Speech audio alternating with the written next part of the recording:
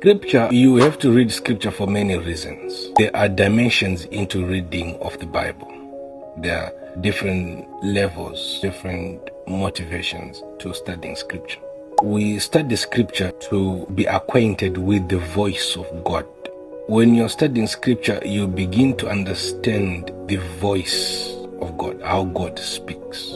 You begin to understand a certain personality of God that can only be understood by you reading the word.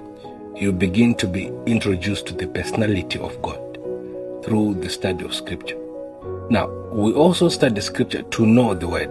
We also study scripture for the transformation of the soul, of the mind. And we also study scripture to become acquainted with the Bible itself, with the stories themselves, with, okay, who is David? What was it about? You have to get to that place because there are platforms of revelation. When the Spirit brings to you now the story of Moses, he begins to use that as a parable. And he begins to communicate a new revelation to you, using that as the vehicle to communicate a new word he's trying to bring to you.